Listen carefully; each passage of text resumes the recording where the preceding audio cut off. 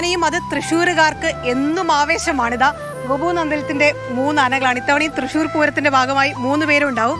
എന്താണ് ഇത്തവണത്തെ പൂരത്തിന്റെ വിശേഷം? തീർച്ചയായും എല്ലാ വർഷവും ആഘോഷിക്കുന്ന പോലെ ഈ വർഷവും അതിഗംഭീരമായി ആഘോഷിക്കാൻ പോകുന്ന തൃശ്ശൂർ പൂരം.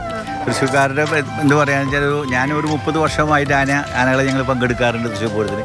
ഇത്തവണയും ഇതാ പങ്കെടുക്കാൻ വേണ്ടി ഞങ്ങളുടെ ആനകളെല്ലാം ഒരുങ്ങിക്കഴിഞ്ഞു. ഈ വർഷം നമ്മുടെ തിരുവമ്പാടി വിഭാഗത്തിനാണ് നമ്മുടെ 3 ആനകൾ എഴുന്നള്ളുന്നത്.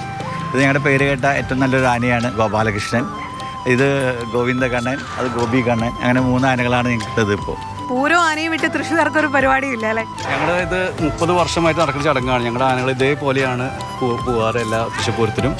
അത് നമുക്ക് വലിയ സന്തോഷമാണ്. തൃശ്ശൂർക്കാരൻ എന്ന നിലയിൽ വളരെ സന്തോഷമാണ് ഇങ്ങനെ നമ്മൾ പങ്കെടുക്കണതിൽ.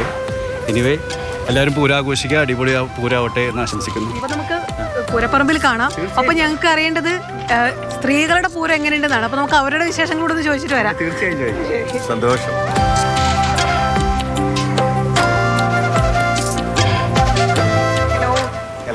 ഞങ്ങൾ പുറത്തുനിന്ന് ആനയുടെ കുറച്ച് വിശേഷങ്ങൾ പറയായിരുന്നു. അപ്പം സ്ത്രീകളുടെ പൂരം വിശേഷങ്ങളാണ് അറിയേണ്ടത്. എങ്ങനെയുണ്ട് പൂരത്തിന്റെ ആവേശം? സ്ത്രീകളുടെ എന്നല്ല, തൃശ്ശൂർക്കാരുടെ എന്നും ഒരു വികാരമാണല്ലോ തൃശ്ശൂർ പൂരം. നമ്മുടെ പൂരം എന്നാണ് പറയാ അല്ലേ? അതെ, നമ്മുടെ പൂരം എന്ന് പറയാം. കഴിഞ്ഞ വർഷം ഞാൻ ഇതേപോലെ തന്നെ വെടിക്കെട്ടും ഒക്കെ കാണാൻ പോയിട്ടുണ്ടായിരുന്നു. എങ്ങനെയുണ്ടായിരുന്നു വെടിക്കെട്ട്?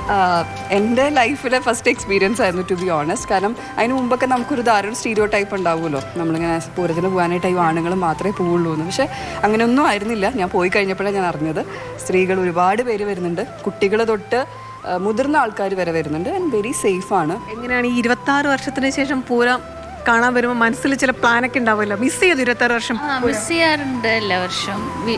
യൂട്യൂബിലൊക്കെ നോക്കും വീഡിയോസ്. എങ്ങനെയുണ്ടായിരുന്നു കഴിഞ്ഞ തവണ കണ്ട പൂരം? അടിപൊളിയായിരുന്നു. ഈ വെടിക്കെട്ടും ഒച്ചയൊക്കെ കേൾക്കുമ്പോൾ വീട്ടിലിരിക്കാൻ പറ്റില്ല അല്ലേ? കാണുമ്പോൾ അത് വെച്ചില്ല, അത് എന്തായാലും വെച്ചില്ല. പൂരപ്പറമ്പിലേക്ക് ഉണ്ടോ? ഇപ്രാവശ്യം എന്തായാലും ഉണ്ട്. ഞങ്ങളുടെ വെഡിങ് ആനിവേഴ്സറി ആണ്. അപ്പൊ അത് പ്രമാണിച്ച് ഗിഫ്റ്റ് ആയിട്ട് എന്തായാലും എന്നെ കൊണ്ടുപോകാന്ന് പറഞ്ഞിട്ടുണ്ട്. നൈസായിട്ടൊരു ആനിവേഴ്സറി ഗിഫ്റ്റ്. പൂരക്കാലായാലും വീടുകളിൽ പുളിശ്ശേരി ഉണ്ടാവും. എന്തെങ്കിലും ബന്ധമുണ്ടോ പൂരവും മാമ്പഴ പുളിശ്ശേരി? അതെനിക്കറിയില്ല. പക്ഷേ നമ്മൾ മാമ്പഴക്കാലം ആയതുകൊണ്ട് പുളിശ്ശേരി ഓൾമോസ്റ്റ് എല്ലാ വീടുകളിലും ഉണ്ടാവാൻ സാധ്യതയുണ്ട്. ഇവിടെ പുളിശ്ശേരി വെച്ചിട്ടുണ്ട്. ഒരു ബന്ധമുണ്ട്. അതാലോചിച്ചിട്ടൊന്നല്ല, മാങ്ങ കിട്ടി വെച്ചു, അത്രേ.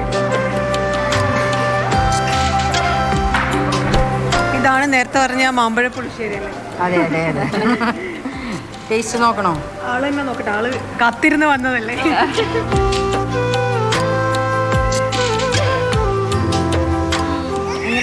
Super, super. Yeah, he makes the best mummy. 26 വർഷം മുമ്പുള്ള അതേ ടേസ്റ്റ്. അതിലും കൂടി ടേസ്റ്റ് കൂടി.